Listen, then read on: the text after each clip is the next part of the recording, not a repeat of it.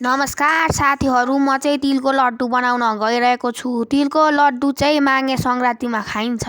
माघे सङ्क्रान्ति आउन पनि लागिसक्यो, पर्सि नै हो, यसैले म बनाउँदैछु। मेरो घाँटी चाहिँ अहिले सुकेर अलिकति अर्कै आवाज पनि आउन सक्छ। हिजोदेखि घाँटी पनि दुखिरहेको थियो।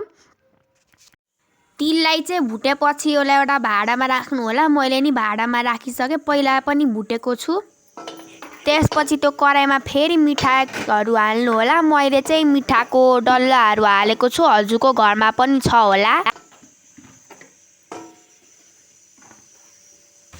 त्यसपछि पानी हाल्नुस्, अनि पानीमा हालेपछि चाहिँ यसलाई डाडुले मजाले चलाउनुस्, अनि छिटो छिटो पनि उम्लिन्छ, अनि त्यही घोल्नुस्। उम्लेपछि चाहिँ यस्तो देखिन्छ साथीहरू, यस्तै भयो होला हजुरहरूको पनि। उम्लँदाखेरि पनि यसलाई मजाले डाडुले चलाउनुस् होला, अनि झन् राम्रो हुन्छ। त्यसपछि छान्नीले चाहिँ त्यता भाँडामा त्यो मिठाको राखीलाई राख्नु होला। मैले चाहिँ अहिले ठुलो भाँडामा राखेको छु,हरूले चाहिँ सानो भाँडामा पनि राख्न सक्नुहुन्छ। त्यसपछि छानिएको त्यो राखीलाई चाहिँ त्यो अघि भुटेको तिलमा हाल्नुहोस्, अनि त्यसपछि अलि बढी हाल्नुहोस्। बढी हाल्यो भने मात्र अलि राम्ररी लड्डु बन्छ। मैले चाहिँ हालिरहेको छु।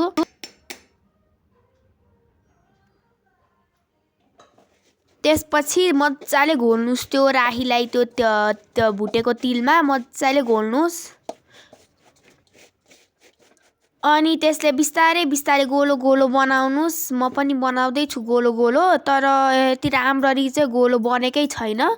त्यही पनि जस्तो सकिन्छ त्यस्तै पार्नुस् होला।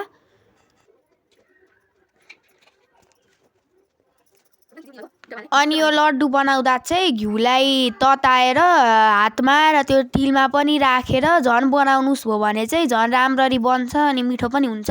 मैले चाहिँ हातमा घिउ लगाएर बनाइरहेको छु, हजुर पनि बनाउन सक्नु त हुन्छ। यस्तो तरिका चाहिँ यस्तै गरी बनाउने हो, तर खै मेरो हातले नसकेर होला, या कस्तो आकार चाहिँ अलि अजिब भएको छ। त्यही पनि बनाउने तरिका यस्तै गरी बनाएर माघे सङ्क्रान्तिमा खान सकिन्छ साथीहरू। हेर्नु साथी, मैले चाहिँ बनाइसकेको छु, अनि यति नै चाहिन्छ।